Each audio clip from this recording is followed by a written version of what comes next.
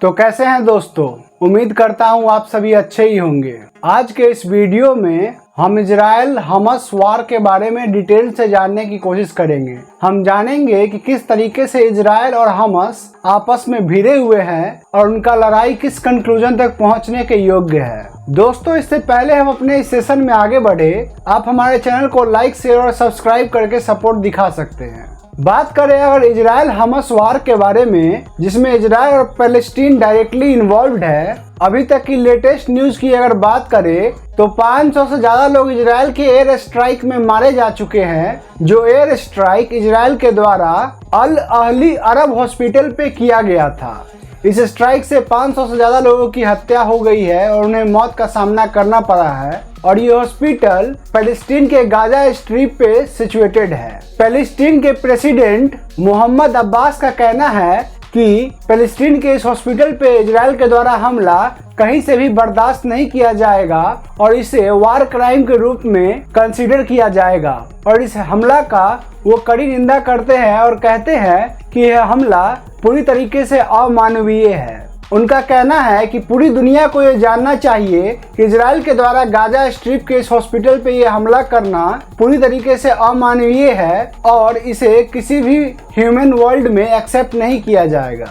वहीं दूसरी ओर इजराइल के प्राइम मिनिस्टर बेंजामिन नेतन्याहू का कहना है कि पैलेस्टीन के उस गाजा स्ट्रिप पे सिचुएटेड उस हॉस्पिटल में बारबेरिक टेररिस्ट यानी कि क्रूरता से पूर्ण टेररिस्ट रहा करते थे, जो कि अनेक तरह के अमानवीय घटना को अंजाम दे रहे थे और इस घटना को अंजाम देने में उन्हें कई लोगों का समर्थन मिल रहा था। और इसी कारण से इजराइल के प्राइम मिनिस्टर ने गाजा स्ट्रिप पे उस हॉस्पिटल में हुए हमले को सही बताते हैं और कहते हैं कि यह हमला कहीं से भी गलत नहीं था। UN secretary general Antonio Guterres ने अभी जस्ट कहा है इजराइल और हमास के बीच सीज फायर को रेगुलेट किया जाए और उन दोनों के बीच सीज फायर कराया जाए। उनका ये भी कहना हुआ कि हमास ग्रुप के द्वारा किए गए इजराइल पे हमले को हम पैलेस्टीनियन पीपुल के कॉमन पनिशमेंट के पॉइंट ऑफ व्यू से नहीं देख सकते हैं। यानी कि हमास पीपुल के द्वारा कोई सजा दिया जाना है तो वो हमास पीपुल कंसीडर करेंगे,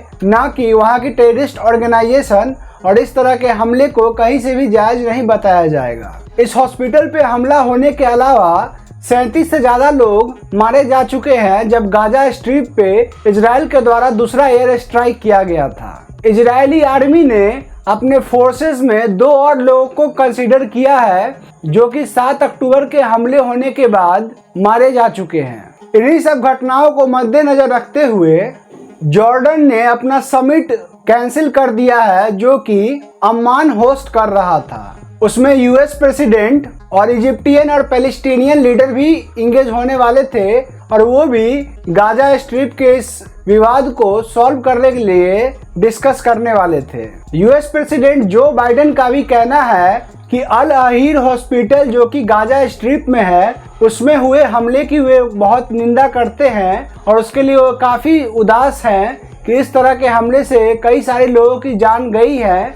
जो कि पूरी तरीके से निंदनीय है। यूनाइटेड स्टेट्स ऑफ अमेरिका यानी कि अमेरिका का ये कहना है कि वो सिविलियन लाइफ को पूरी तरीके से प्रोटेक्ट करने के लिए अपना पॉइंट ऑफ व्यू रखते हैं और उन्हें सिविलियन लाइफ पे किसी भी प्रकार के डिस्टरबेंस को सही नहीं बताते हैं और इस तरह के हमले की वो निंदा करते हैं। हॉस्पिटल ब्लास्ट न ही सिर्फ इजराइल और पैलेस्टीन तक अमानवीय मैसेज भेजता है, बल्कि पूरा अरब वर्ल्ड इस हमले की निंदा करता है। पैलेस्टीनियन फोर्सेस राम अल्लाह में टीयर गैस और शॉटगन्स फायर कर रहे हैं, क्योंकि वहां प्रोटेस्टर्स आके मोहम्मद अब्बास के खिलाफ प्रोटेस्ट कर रहे हैं और इसी प्रोटेस्ट को दूर करने के लिए और हटाने के लिए वहां की सिक्योरिटी फोर्सेस टीयर गैसेस छोड़ रही है। अब वेडनेसडे को United Nations security council vote करेगी, जो रिजोल्यूशन ब्राजीलियन गवर्नमेंट के द्वारा लिया गया है,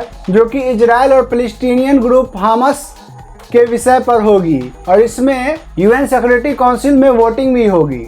बात करें अगर यूएस के स्टैंड के बारे में, यूएस अपने स्टेट गवर्नमेंट स्पॉन्सर्ड फ्लाइट को कंटिन्यूअली इजराइल भेजती रहेगी और वहां से अमेरिकन सिटीजन को इवैक्यूएट करते रहेगी। कैनेडियन प्राइम मिनिस्टर जस्टिन ट्रूडेau का कहना है, जब से हमास ने इजराइल पे अटैक किया है तब से कनाडा में एंटीसेमिटिज्म काफी ग्रो कर गया है और ये भावना काफी तेजी से फैल रहा है। यूएस प्रेसिडेंट जो बाइडन इजराइल के विजिट पे जा चुके हैं और वे गाजा स्ट्रिप में हॉस्पिटल पे हुए हमले की निंदा करने के बाद इजराइल पहुंच चुके हैं और वहां अपने डिप्लोमेटिक एफर्ट्स को तेजी से बढ़ा रहे हैं ताकि इजराइल और पैलेस्टीनियन ग्रुप हमास के बीच में कोई समझौता कायम किया जा सके और इन दोनों के डेडली फाइट को किसी तरीके से रोका जा सके। Israeli prime minister Benjamin Netanyahu से मिलने से पहले जो बाइडन कहते हैं, जहां तक मैं देख पा रहा हूं तुमने कोई गलती नहीं की है और अदर पार्टीज ने ही तुम्हें परेशान किया है और इस स्टेप्स को लेने के लिए मजबूर किया है, ऐसा वो इजरायली प्राइम मिनिस्टर की ओर कहते हैं। और गाजा स्ट्रिप में हॉस्पिटल ब्लास्ट होने के बाद यूएस प्रेसिडेंट का अरब कंट्रीज के लीडर के साथ जो मीटिंग था उसे भी कैंसिल कर दिया जाता है। पैलेस्टीनियन हेल्थ मिनिस्ट्री का कहना है कि 471 से ज़्यादा लोग मारे गए जब ये हॉस्पिटल ब्लास्ट कंडक्ट किया गया। वहीं इजराइल का कहना है कि ये ब्लास्ट गाजा के हमास ग्रुप के द्वारा ही मिसफायर करके किया गया है और इसमें उन्हीं का हाथ है। गाजा स्ट्रिप्स में सिविलियंस का हाल काफ़ी बुरा है क्योंकि इजराइल के एयर स्ट्राइक्स रुकने के नाम नहीं ले रहे हैं और वो कंटिन्यू एयर स्ट्राइक्स किए जा रहे हैं। और अगर ताज़ा रिपोर्ट्स की माने तो 3400 से ज़्यादा लोग मारे जा चुके हैं और 12,500 से ज़्यादा लोग घायल हो चुके हैं इजराइल के स्ट्राइक में और ये सभी लोग गाजा स्ट्रिप्स के आसपास ही रहा करते थे। इजराइल के प्राइम मिनिस्टर ऑफिस से ये नोटिस भी इशू किया जाता है कि जब तक पैलेस्टीनियन ग्रुप हमास उनके हॉस्टेजेस को रिलीज नहीं करते हैं तब तक इजराइल के तरफ से कोई भी ह्यूमैनिटेरियन असिस्टेंस नहीं प्रोवाइड किया जाएगा और हमास ग्रुप को अपने किए गए एयर स्ट्राइक्स का पछतावा करना ही पड़ेगा और उन्हें दूसरा कोई रास्ता नहीं दिया जाएगा। वहीं दूसरी ओर बाइडेन का कहना है कि इजराइल ने उनके साथ एग्री किया है कि वे गाजा स्ट्रिप में ह्यूमैनिटेरियन असिस्टेंस प्रोवाइड करेंगे। बाइडेन ने वहीं इजराइल को वार्न भी किया है कि इजराइल यूएस जैसी गलती न करे जिस कारण से 9/11 हमले का सामना करना पड़ा था यूएस को। बाइडेन का ये भी कहना है कि यूएस की डाटा असेसमेंट ग्रुप बताती है कि गाजा स्ट्रिप में हुए हॉस्पिटल हमले में इजराइल का कहीं हाथ नहीं था और वे वहीं से कहीं इन्वॉल्व्ड ग्रुप का हाथ था। बात करें अगर फ्रेंच सिटीजन्स को लेके तो इजराइल में लगभग 12 फ्रेंच सिटीजन्स की भी डेथ हुई है जब से हमास ग्रुप ने वहां एयर स्ट्राइक करना स्टार्ट किया है। वहीं दूसरी ओर हॉस्पिटल अटैक को लेके अरब ग्रुप काफी खफा है इजराइल से और वे सीधा सीधा कहते हैं कि इजराइल ही इस हमले का जिम्मेवार है जिसमें हजारों लोगों की मौत हुई है। यूएस ने साथ ही साथ फाइनेंशियल स्ट्राइक करते हुए हमास ग्रुप के कई सारे मेंबर्स को ब्लैकलिस्ट कर दिया है और उनके कई सारे इंस्टीट्यूशंस पे सैंक्शन लगा दिया है जिससे वे और उनके नेटवर्क किसी भी तरीके से फंक्शन नहीं कर पाएंगे और उन्हें फंक्शन करने में यूएस की तरफ से कोई असिस्टेंस नहीं मिलेगा और उन्हें ब्लैकलिस्टेड कर दिया गया है। इजरायली प्राइम मिनिस्टर ने यूएस प्रेसिडेंट जो बाइडेन को यह आश्वासन दिया है कि सिविलियन लाइफ को वो हार्म नहीं करेंगे और गाजा स्ट्रिप में सिचुएटेड सिविलियन लाइफ के लिए ह्यूमैनिटेरियन असिस्टेंस भी प्रोवाइड करेंगे।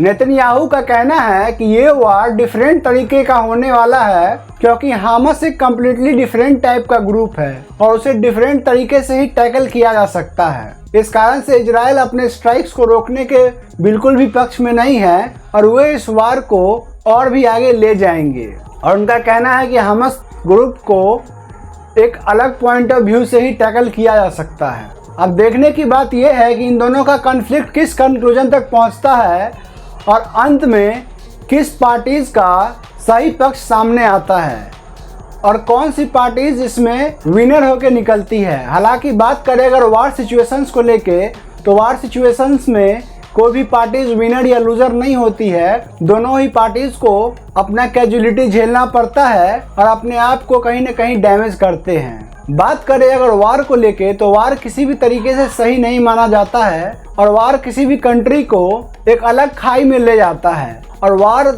एक ऐसा सिचुएशन है जो ह्यूमन लाइफ को और सिविलियन लाइफ को पूरी तरीके से बर्बाद कर देता है। तो दोस्तों, आज के लिए बस यहीं पे विराम लेते हैं और मिलते हैं फिर अपने किसी नए एपिसोड में किसी नए टॉपिक के साथ। तब तक के लिए धन्यवाद। अगर आपको हमारा ये सेशन अच्छा लगा तो आप हमारे चैनल को लाइक, शेयर और सब्सक्राइब करके सपोर्ट दिखा सकते हैं। और अन्य किसी भी ट्रेंडिंग टॉपिक पे या करंट टॉपिक पे करंट ओवरव्यू जानने के लिए आप हमें कमेंट सेक्शन में रेकमेंड कर सकते हैं।